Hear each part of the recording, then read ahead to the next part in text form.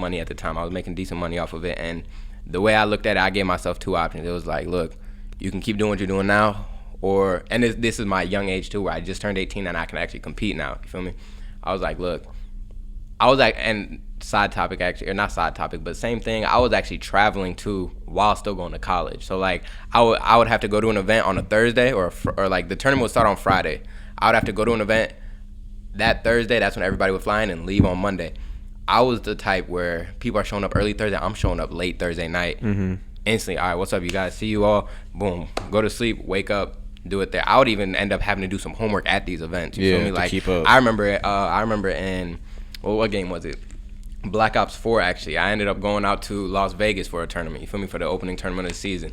And I had an assignment due that Friday night.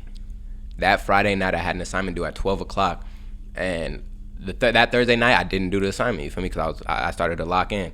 But that Friday night, I remember me and some friends, we were all just chilling. We were in the parking lot of like a hotel/restaurant. And one of the homies had their laptops with him, and he was on the internet, like he was using the hotspot and everything. I'm like, hey, bro, let me use that laptop for like 30 minutes. I need to get this assignment done. So it was a matter of me putting in the effort for both. And then, like I said, that one time in college, towards that first semester of the second year, I just said, look, you can drop this right now because you're not enjoying it. I'm not gonna lie to myself and say I'm having a blast doing this. I'm enjoying what I'm doing. I was just like, fuck it. I told my parents too, before I made the decision, I told my parents, give me one semester off and let me see what I can do.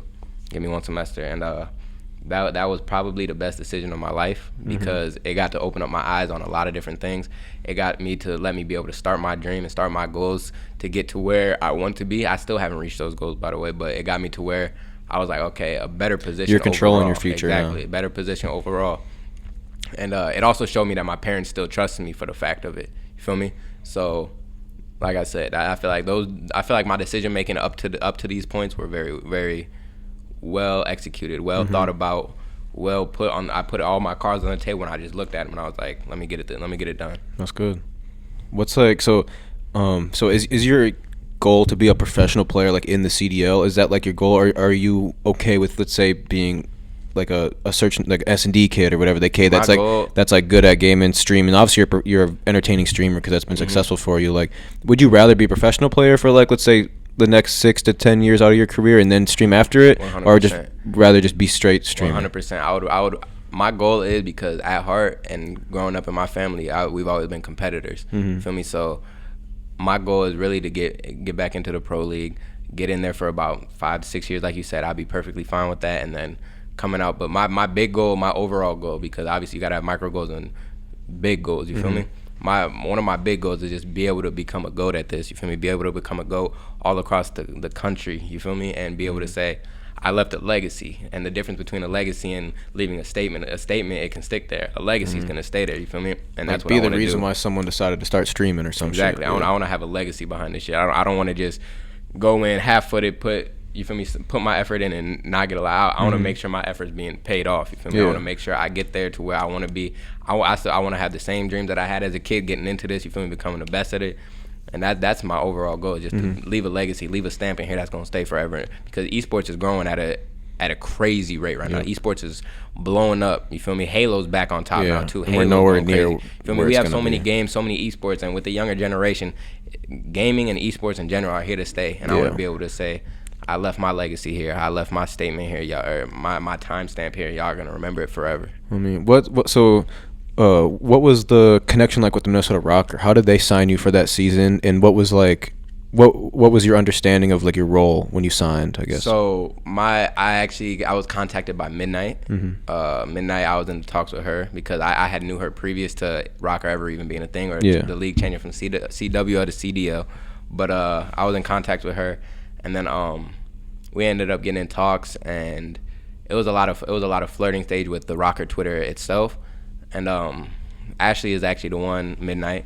She's the one who put me on the map with them, and they signed me actually. They signed me as a substitute player, but then I also got a bonus for being able to do content for them. It's because it's basically 2 jobs into one. And so I was like, all right, bet I'll do that. And so I knew my role as a player. Like, I could get subbed in, but at the same time, content is still, I still got to keep doing the content no like matter that was what like, is going on. Yeah, that was like one of your And roles. the whole weird situation about that is once the pandemic hit, we couldn't even go in and do content. So like everything was from home, and it was a really weird transition that the whole world had to transition into. But because I seen you used to do like the playing with the Vikings or whatever, shit, like press runs like that. You were like the representative for the ROKKR. You and Ashley or whoever else would come with. Yep. We were doing a lot of content before the pandemic hit, and it was a beautiful time. But at the end of it, what's it called? At the end, I actually got offered another contract to do content, but that's where I said I want to be able to compete still. And they said if you do this content, you can't compete. You can't potentially get work up to get signed by a team that needs you as a competitor. Exactly. And like I said, I started this in the dreams of I want to be able to compete, and I want to be able to, like I said, make my legacy in this. And that content role at the time, it didn't feel right to me to just start dropping competing and just go straight to this. I was like, no, I put my trust into myself this whole time. My parents still trust me on my decision to make for myself. It's early as hell in your career. So I was just like, you know what? Let's keep doing this. I'll get back to you guys, and then in the future we could be working together. But at the time, I just wanted to be able to say, look, I want to compete. I want to get this on my own and get it done. And so that's where we're at right now. I mean, because I was gonna ask like how it ended and if they offered you another role or whatever. But no, I think that's the right choice because obviously like you don't need their paycheck to survive off of gaming. You know what I mean? Like they're whatever. So like you definitely could fit the role on any organization as a streamer for that organization, or a content creator for the organization. Like I teased with you the other day, I was like, you signed to Optic yet? Now that you've been living out in Texas and shit, because like I know you got Optic, if y'all need somebody, I'll definitely sign with y'all. Yeah, I know. Hex, I know you follow us on the gram. You probably don't watch our interviews, but if you tapped into this one, get my guy Devo on your squad, man. I know you like the content and he know how to make it. But I know you have some connections with them as well. Well, how did you